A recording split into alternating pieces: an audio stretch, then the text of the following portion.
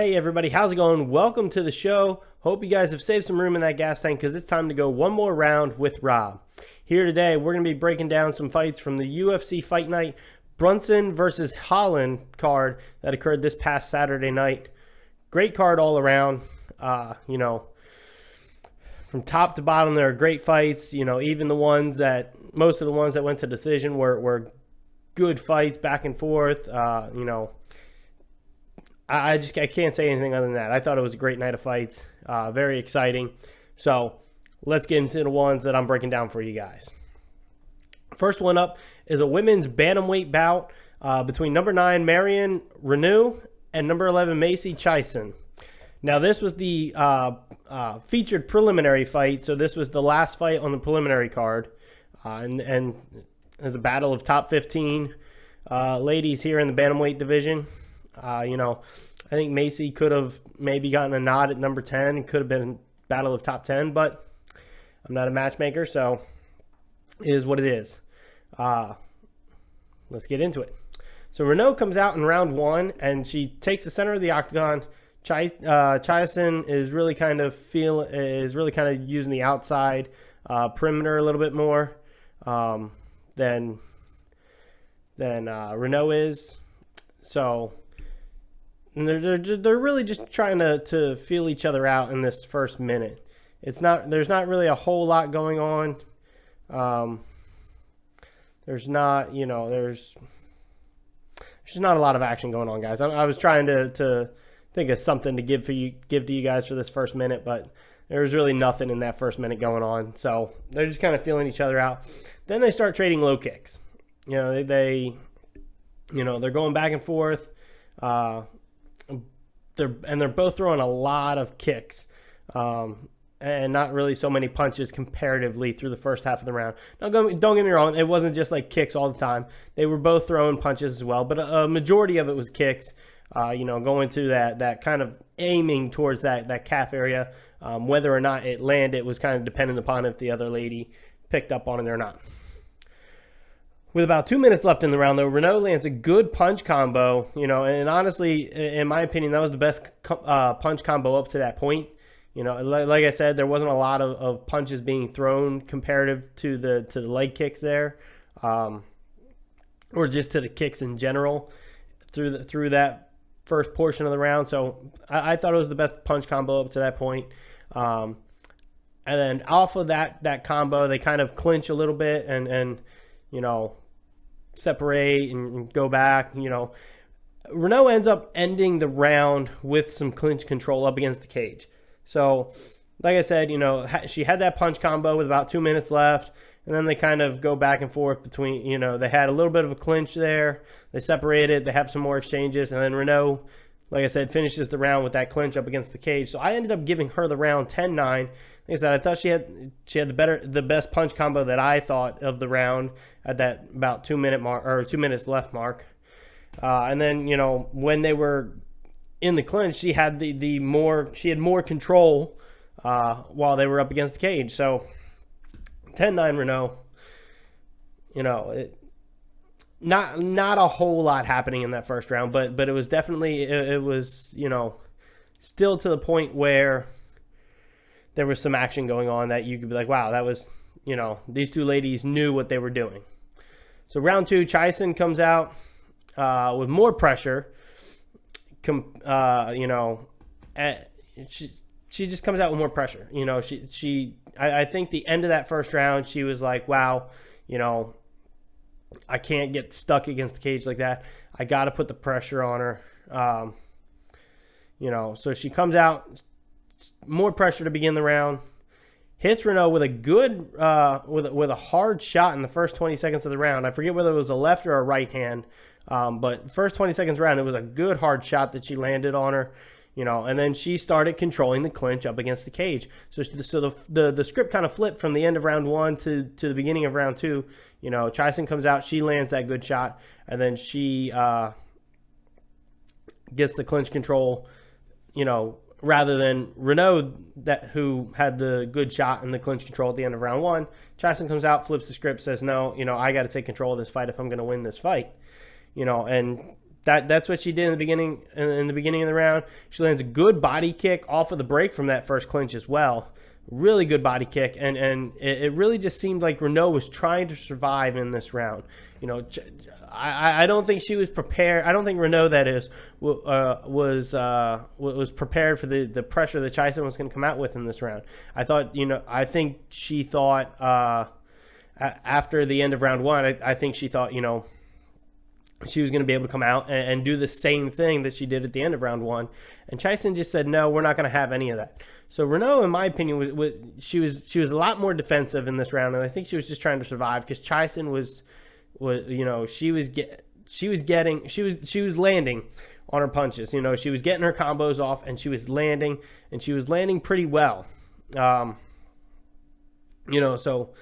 it was this front portion of the majority of this round. Actually, I don't even want to say the front portion. The majority of this round was Chison being more of a pressure fighter, putting the pressure on Renault, and landing her shots when she wanted to. Renault does get a takedown with about a minute left in the round, but about 30 seconds later, Chison sweeps her, gets top control, and really just controls until the end of the round from there. So I gave the round 10-9 to Chison. I think that's pretty obvious from everything that I told you guys here. She had the better striking in the round. When they were up against the cage, she was the one in clinch control this time. And yes, she did get taken down, but like I said, she had that sweep and, control until the end of the round. So if we're looking at that simply as a grappling standpoint, if you're going by wrestling standpoints, Renault would get the 2 points for the takedown. Chison then gets 2 points for the reversal when she swept her. So everything kind of cancels out there. And I just think Chison had the better top control when she was in top control on the ground there. Round 3, Renault comes out aggressive this time. I think these ladies had to have known at this point going into round 3. It was 1-1. I had it 1-1. And I think, I think both ladies knew, like, hey, there's a possibility that if I don't win this round, I don't win the fight. So Renault comes out aggressive this time, and Chison just tries to start landing from the outside. Not so much of a stick and move kind of thing, but she's trying to land from the outside to avoid or prevent Renault from getting inside to get a takedown, get clinch control, anything like that. Now, Renault does get a very brief takedown, about a minute and a half into the round. Like I said, very brief. She got the takedown, and Chison got up almost immediately, if not immediately. So very brief takedown there. I didn't weigh that too heavily, but I thought it was I thought it could lead to something, so it was just something I noted. And Renault is moving forward a lot more this round. So she's kind of taking the approach that she had a little bit of in the first round, at least the back half of the first round. But then she's really taking the game plan that Chison had in the second round of just moving forward. And about the halfway point of the round, I mean, they're not. Neither lady has really landed any strikes. It's almost like or at least that were effective anyway. They're landing strikes, but they're not really landing them that are too effective. It was almost as if it was the front half of the first round again, where it was just pressure and strikes that were landing, but they weren't really effective. They weren't hurting either of them. So striking, at least up until the halfway point of the round, not really a big factor in my opinion. Renault gets a takedown with about 2 minutes left in the round. But again, about 30 seconds later, Chison's able to get up and separate and have her space again. So the two takedowns that Renault has had so far in the round, neither one of them really overly effective, if you ask me. The first one obviously was not very effective because Chison got up almost right away, if not right away. And then this one, she's really only controlled for about 30 seconds, and then she's back up onto her feet. Chison, that is. Chison then, with about a minute left in the round, or just over a minute left in the round, gets a good trip takedown, and she really controls there until the end of the round. She does land some good good shots to the body closer to the end of the round. A couple of shots to the head. So it was a very close round. Both ladies getting takedowns. Renault had a little bit of control time there on her second one. Chison had, a little bit more control time on her takedown in the round. And really, like I said, the striking was at least the striking on the feet was kind of negligible. They both really didn't do a whole lot, at least to power shots. It is, they were landing shots, but it wasn't like it's not like they were putting a lot behind it trying to get the other one out of there. So very close round, but because of how Chison ended the round and how, she got the takedown and she actually landed shots while on the ground, I gave her a very close 10-9 in that round. So I had the first round for Renault and the second and third rounds for Chison.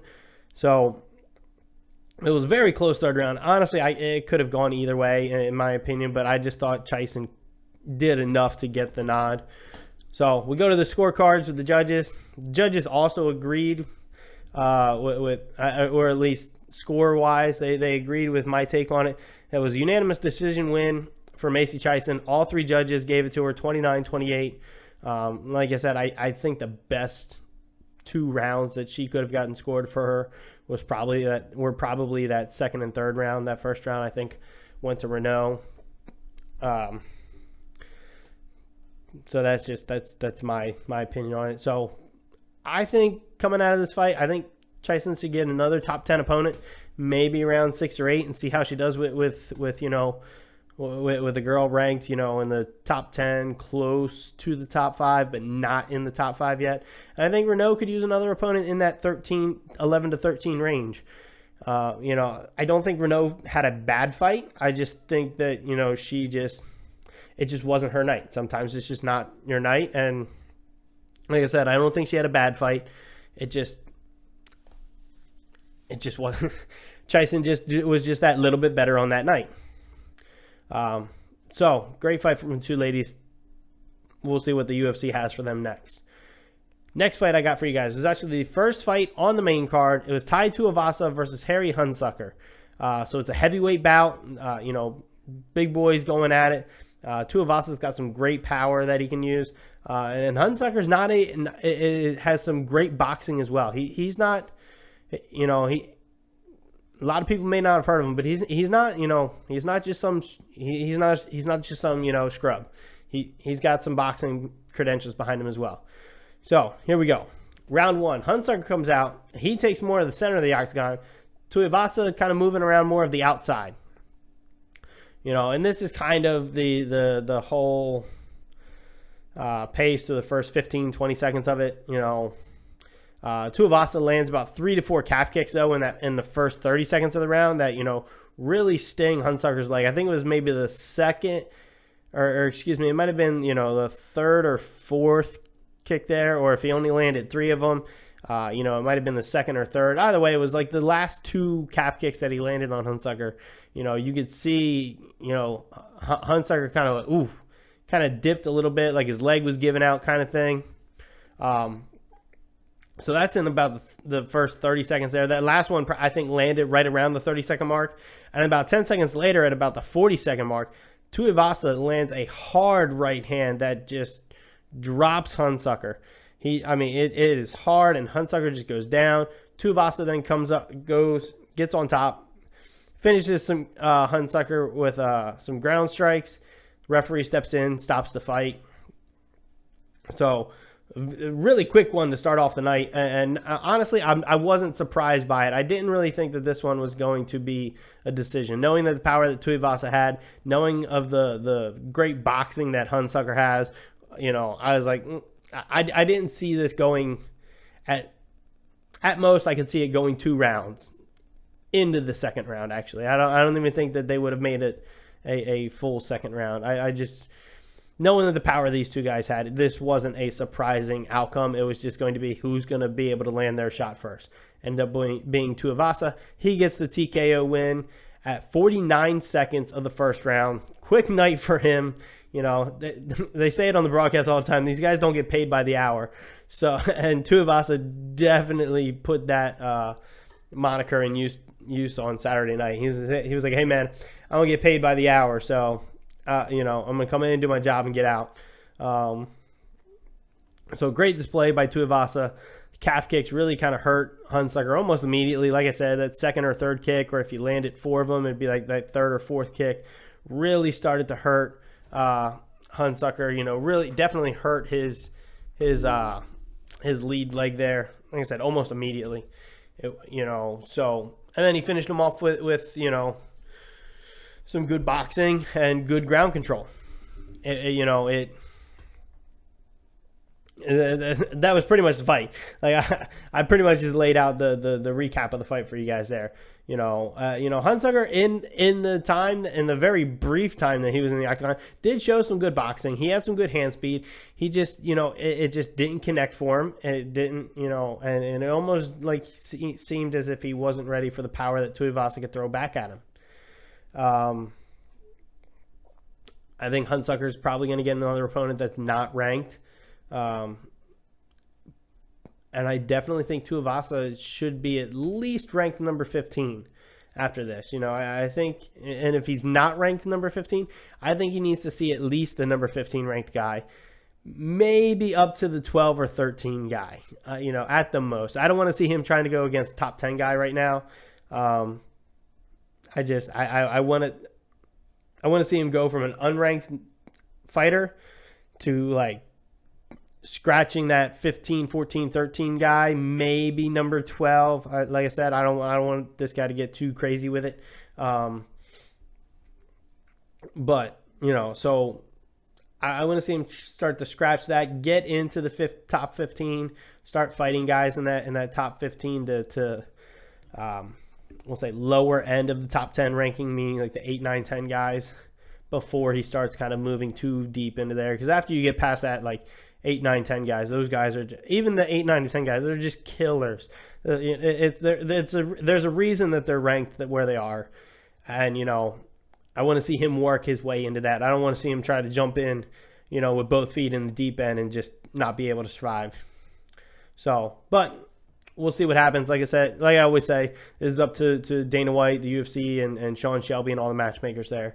But I think that would be fair for Tuivasa and Hunsucker as far as their next opponents go. Next bout I got for you guys is a welterweight bout between Song Kenan and Max Griffin, and this was the co-main event. This was actually a replacement. This was actually supposed to be the second fight on the card. It was supposed to follow the Tuivasa Hunsucker fight, but Gregor Gillespie and Brad Riddle got canceled due to COVID-19 protocols. I don't know who tested positive or if anybody in one of their camps tested positive. I'm not sure of that. I haven't heard or seen anything to say which camp or which fighter it was specifically, but that card got scrapped. And again, like they always do with these COVID-19 protocols, I'm assuming that they're going to just reschedule this one for a different fight, or a different card, excuse me. And we'll get to see these two guys fight. But, Kenan and Griffin get the call up. They get, I think it was that morning too. It was, I think it was Saturday morning. Both guys got the call. It was like, hey, you're co-main event now. And they were like, whew, all right, let's do it. So let's get into it. Round one, Griffin comes out quick, and he throws a quick pair of 1-2 combinations. So a jab straight combo, and Kenan kind of answers with some jabs of his own. Not really throwing straights yet, but just kind of throwing some jabs and getting himself out of the situation that Griffin came out and put him in. But about 45 seconds into the round, Griffin lands a good combo that tags Kenan, and Kenan at this point really starts to be more defensive. He's still throwing shots back at Griffin, but he's a little bit more defensive. He's not as quick with his answers, with his answer backs, his answer strikes back. That is, excuse me. Griffin comes out and after that 45-second mark starts landing some calf kicks. Not surprising anymore. All of these guys are using calf kicks. At this point in the game, if you're not using calf kicks, you're way behind, and honestly, you're setting yourself up for failure, in my opinion. I'm not saying that you have to use calf kicks, but you at least have to be aware of them. And a lot of times if the guys are aware of them, they're throwing them. That's what Griffin's doing. He's throwing the calf kicks. And the second one's strong, and it definitely bothers Kenan. He lands it hard, and Kenan is definitely doesn't want to take many more of them. So then Kanan starts trying to work some body kicks in, mostly some front kicks, some roundhouse kicks. But then with about 2:45 left in the round, Griffin lands a hard right hand that he follows up with a hard 1-2, and that it just puts Kanan out. There were no follow. I think there was one follow-up shot from Griffin that looked like it landed closer towards the back of the head, but he honestly, he really didn't even need that. Now I say that, and I also defend guys that do that as well, not hitting to the back of the head, but following up even if the guy appears to be unconscious, because we've seen incidents where a guy is, seemingly knocked somebody out and didn't hit him anymore, and the ref, for whatever reason, this is very, very rare and happened mostly in the past. We've seen, though, a couple instances where the ref just doesn't stop the fight. The other guy ends up getting up and ends up winning the fight by a knockout or submission or whatever. So you always go, and the referee tells all the fighters anyway, when they go over the rules in the back, like, hey, you fight till I stop you. So, that's what Griffin does. I can't hold it against him. I don't like that the shot landed to the back of the head, but at that point, I think it was more if he was rushing in. Kanan kind of landed up against the cage and then kind of rolled. So I think as Griffin was throwing it, Kanan rolled a little bit more than he thought he was going to, and that's why it kind of grazed the back of his head. It wasn't a hard shot. It's not going to. I don't think it's going to affect Kanan negatively. But he goes in, he throws one more shot. Ref steps in, stops him. Gets a knockout win for Max Griffin at 2:20 of round one. Like I say, guys, whether it was a competitive fight or whether it was quick knockouts or competitive fights up until a stoppage, good night of fights. I thought it was a good display from both guys in the time that they were in the cage. They both came out quick. They both came out throwing in the first minute.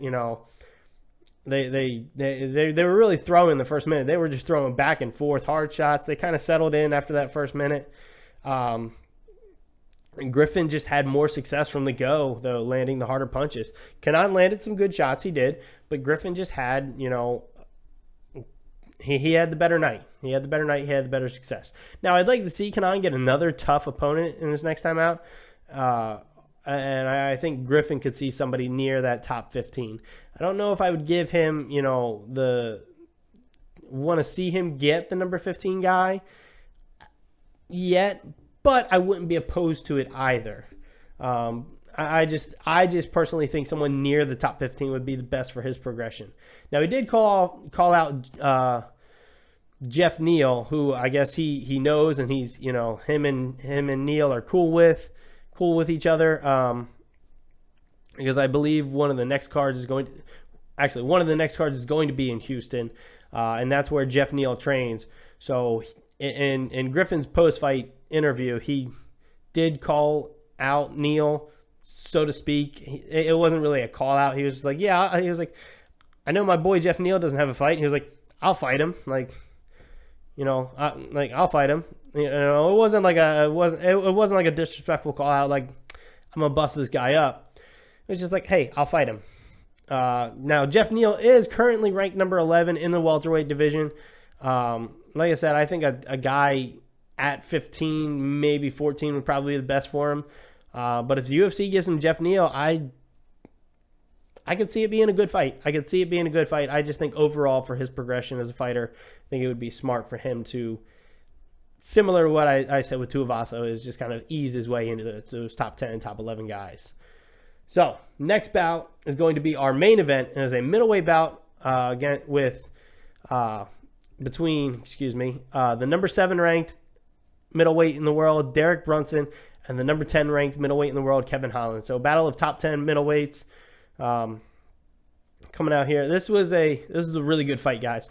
Can't wait to tell you guys. Well, yeah, it was a good fight. I can't wait to give you guys the rundown here. So let's get into it. Round 1, Holland comes out. He takes the center of the octagon to start. what I was kind of expecting from Holland. Holland seemed to be the guy that was going to be a little bit more loose and light on his feet. So I was expecting him to be more of the outside guy, but he comes out and he takes the center of the octagon. And Brunson actually starts to get backed up to the cage early, and that was I'm not saying that it was surprising because Holland doesn't have power. I'm just saying it was surprising because Holland, from what I've seen, in my opinion, I was expecting him to be more of the lighter, more movement using fighter. So gets Brunson backed up against the cage early. Both guys are kind of landing some shots, but then Brunson gets ground control because Holland throws a head kick and slips. I believe it was a head kick. It might have been like a high body kick towards the chest area. Either way, he throws a kick, kind of almost lazy-like, slips. Brunson gets top control, and he just starts using great pressure on Holland. He really spent a lot of the time, with his shoulder up under Holland's chin, and he's just leaning on Holland's chest, making it more difficult for Holland to breathe because he's got to carry Brunson's weight. And like I said, these guys are middleweights, so they weigh in at 185 pounds. But Fight Night, they're probably close to 200, if not 205 pounds. So you got a 205-pound guy just leaning on you. It's difficult to breathe. It's difficult to breathe with anybody leaning their whole body weight on top of you. So Brunson's using that great ground control. He's landing some good punches and elbows, mostly to keep the ref from standing him up. Holland's trying to throw some shots from the bottom, but when he does, Brunson will kind of posture up just a little bit, not like he's sitting all the way up, but he'll posture up a little bit so he can land some of the punches and elbows.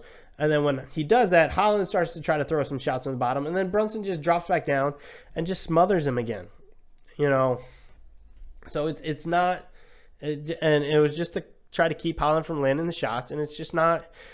He didn't allow Holland to do anything, So that was pretty much how the round went. Holland does scramble and get up at the end of the round, and that's pretty much when the round ended. Holland got up. I think they circled around to look like they were going to engage again. Never got the chance to actually engage again though. So the round ends. 10-9 for Brunson, in my opinion. He had the ground controls and the strikes. I didn't think he had enough for a 10-8 round, though. I just didn't think he did. Now, in between the first and second round, so Khabib Nurmagomedov, who is now retired and the former UFC lightweight champion, he was actually cage side. He was sitting socially distanced apart with Dana White, and Holland's actually asking Khabib, "Hey, you got to give me some wrestling tips," which was crazy because that's not common. Guys just don't do that. Khabib obviously is a very accomplished wrestler in mixed martial arts, but it was very weird to see him do that. Very weird to hear him do that. And in the second round, and then to start the second round, Holland almost seemed to be trying to get into Brunson's head with kind of a happy, almost playful demeanor. Like he right before the second round started, he looked over at looked over at Brunson, gave him a thumbs up, was like, "Hey man, you're good." And I was just like, "Whoa, bro, what do you like?" It was very interesting. So the second round starts. Both guys come out. They're throwing some hard punches. They both tag each other. Holland seemed to have landed the better shots in those exchanges they were having. He definitely hurt Brunson. But then Brunson gets a takedown. He gets mount, ends up losing it, but regains half guard after a little bit of a scramble. And he, that's just where the fight or where the round ended up kind of taking place for the most part. With about 2 minutes left, and that when he's in half guard, he's doing the same thing that he was in the first round. He's using pressure. He's landing just enough strikes to keep the ref from standing him up. He's not doing much more than that until about the 2 minute left mark, where he starts to look like he's going to set up for a head and arm triangle choke. but Holland's defending it. Holland ends up escaping and getting to his feet. Brunson, though, gets another takedown with about a minute left. And Holland's still talking to Khabib at cage side at this point. Like, he's on his back. Brunson's on top. Brunson's landing a few ground strikes. And Holland's, kind of holding him, trying to keep him down and everything. And Holland's just kind of looking over at Khabib, and it's just like, I don't remember what exactly he was saying, but he was kind of just like, "Hey Khabib, what do I do?" Is essentially what the take home message was from what he was saying to Khabib. Round ends like that though on the ground. Brunson landed his few shots like he did in round one. Again, a 10-9 round for Brunson. He got the takedown. He got ground control. And that was pretty much what got him the round. Round three, the two start off. Again, they're throwing shots back and forth. Both guys seem to be slowing down at this point, though, and trying to pick their shots and pick which shots they want to throw and when. Brunson gets a takedown at about 45 seconds in. And guess what, guys? It's the ground pressure game plan again. He's just leaning on Holland. He's, again, throwing just enough shots to keep the ref from standing him up. He's definitely throwing fewer than before, though. And honestly, Holland might even be throwing a few more shots from the bottom than Brunson was from the top. And that, guys, that was pretty much round three. Brunson gets to take down 45 seconds in. He's ground control. He's landing I would say he's landing the harder shots. Holland, though, does throw a good amount of shots from the bottom. Again, I thought Brunson had the round 10-9. The ground control, he landed the shots. Holland just seemed a little too complacent with being on the bottom. And again, in between all these rounds, Holland is talking to Khabib at cage side. He's like, "Hey, I need wrestling tips, bro. I need wrestling tips." And which really strange. Dana White even commented on it after the fight and was like, "That was really strange." At any rate, he seemed at ease with everything that was happening. Sorry, guys. Round four, Holland still looks loose and honestly more fresh than Brunson does to start round four. And he starts landing some good right hands. And again, a couple of them tag Brunson and hurt him. And Holland at this point is actually able to shake off a takedown attempt from Brunson. And Brunson answers with some good punches of his own. And then ends up getting a takedown. So guess what, guys? That hasn't changed since the other three rounds. Holland does get to his feet momentarily, while still he gets to his feet, but they're still clinched, and they're up against the cage. And Brunson's kind of in control of this clinch. He's leaning up against Holland, who has his back up against the cage, and then Brunson gets another takedown, and then he goes back to using his ground pressure. He's throwing shots to the body and to the head of Holland this time. Last time it was kind of more to the body. The ground strikes don't really seem to be hurting Holland too much, but he's still getting controlled. He's still losing the fight because of it. He's on his back and he's not trying to really, do a whole lot other than that. Holland tries to roll and create a scramble to get up, which he does, but he ends up getting stuck in the clinch with Brunson again, pressing him up against the cage. Holland he's just not trying to explode to get out of these positions, he seems to, like I said, he seems to be complacent with accepting him, and because of that now, and so round four ends with Brunson controlling Holland up against the cage, and because of Holland's complacency of being in those positions, in my opinion, he was down 4 rounds to 9. I gave Brunson round 4, 10-9 for all the above reasons that I've said before. The ground control, ground strikes, the ground pressure, the takedowns.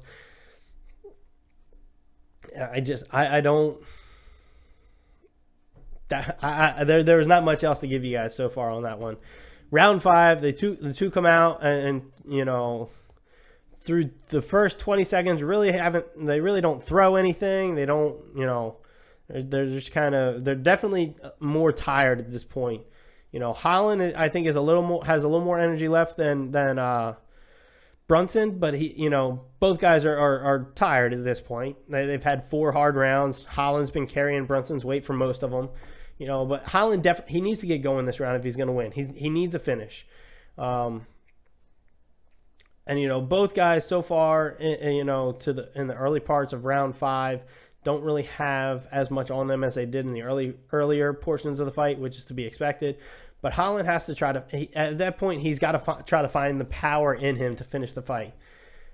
At about the halfway point, the two clinch, and Holland actually gets a leg trip on Brunson and gets a takedown. And he gets in Brunson's guard, and he starts landing some good body shots. He actually tries to slam Brunson, but Brunson defends it pretty well. And the way that he defended it is the way that they have to defend it. He hooked his arm around Holland's leg, and that stopped him from getting slammed so hard. Holland, he avoids the big slam. Holland lands some shots to Brunson's head. Brunson's able to get enough separation to kind of kick Holland off of him, kind of press him back off of him to get to his feet. And then Brunson gets his own takedown, lands some shots, but then the two get up with about 20 seconds left in the round. They throw a few punches in exchange. Round ends. Best round for Holland, in my opinion. I think you could give him the 10-9, but I just think Brunson did enough with his takedowns more than what Holland did to get the round 10-9. So I gave the Brunson 10-9. I gave all 5 rounds to Brunson. We'll go see what the judges thought. The judges gave the unanimous decision win to Brunson, 49-46 on 2 cards and 49-45 on the third. So they did give 1 round to Holland, which in my opinion was probably that last round. Great fight from Brunson. He knew Holland was going to be have better stand-up than he would wrestling and grappling, and he exploited that. Holland just didn't show any urgency in the fight, though, and that just seemed to just keep his playful demeanor throughout the whole fight. Even when he was down going into that last round, he was down 4-0 going into that last round. He had to try to find something to do. He had to be more serious, and he just wasn't. Nothing against the guy. That's just how he was in the fight. Brunson said he wanted the top 5 guy next, and specifically said Paulo Costa's name. I think it would be a good fight. We'll see if that fight gets made, but I think it would be a good fight. Holland is probably going to drop in the rankings because of this, but I think he showed that he can hang with a top 10 guy. So I think another top 10 guy might be warranted, but he needs to be more serious in the fight, and especially in a situation like that. He just can't be so playful throughout the fight, in my opinion, especially if you're down 4-0 going into a 5th round of a main event. But we'll see what happens, guys. Like I said, up to the matchmakers of Dana White and the UFC. Let me know what you guys thought. That was my breakdown of the fights. If you guys thought I was way off on something, let me know. If you guys agreed with some of it, let me know. If you guys also have cards that you know of that you haven't seen me posting about on Facebook and Instagram, again, I'm posting there daily. Go over and follow those pages. One More Round with Rob is the page name on Facebook, and then you can follow me at One More Round Rob on Instagram. If you guys haven't seen me talking about a card that you guys think I should check out, let me know in the comments down below or on the comments on Facebook or Instagram, and I'll check it out and I'll give you guys my breakdown. Here on YouTube, obviously, like, share, subscribe, review, all that good fun stuff. And we can keep this show going, keep this train going. Until next time, guys. Hope you guys stay happy, healthy, and safe. And congratulations, you just went one more round with Rob. Have a good one. We'll see you next time.